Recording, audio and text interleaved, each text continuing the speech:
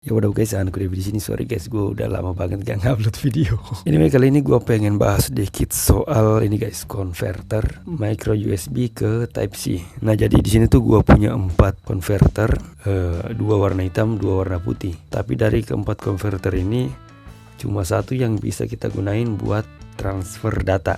Nah kenapa bisa begitu? Padahal gua belinya itu di toko yang sama guys. Gua belinya di online shop, tapi 3 dari 4 converter ini sama sekali nggak bisa baca data, alias cuma bisa nge-charger aja atau ngecas aja ya.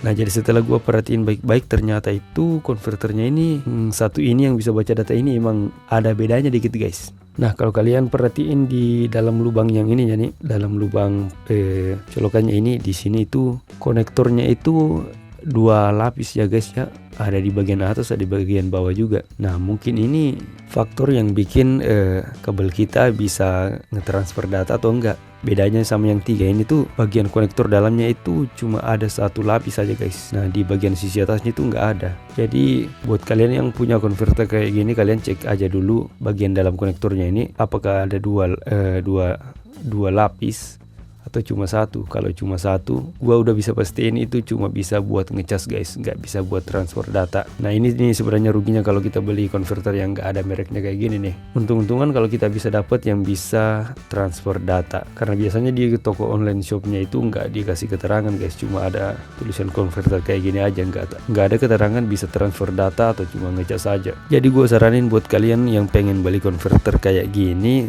micro USB ke Type C ataupun sebaliknya, gua saranin kalian pilih atau beli yang ada mereknya aja guys, yang merek-merek udah terkenal atau udah yang banyak orang pakai, merek-merek terpercaya kayak merek-merek yang ada di sini nih. Gua kasih lihat nih buat kalian yang pengen cek juga linknya, gue taruh di deskripsi di bawah ya guys ya. Gue taruh nanti link pembeliannya converter yang bisa baca data. Nanti gue taruh beberapa link di bawah, kalian tinggal pilih aja. Jadi buat kalian yang udah terlanjur beli converter kayak gini yang nggak bisa baca data kayak gini, emang murah sih harganya. Ini gue beliin cuma 1.000 rupiah. Gue saranin kalian langsung beli yang udah branded aja guys, yang ada mereknya.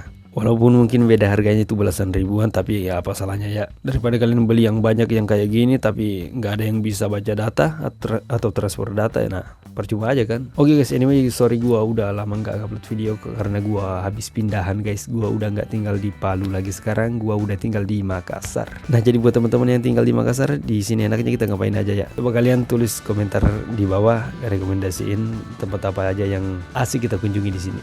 Karena kebetulan juga kayaknya gue udah berapa tahun nggak ngevlog ya, waduh.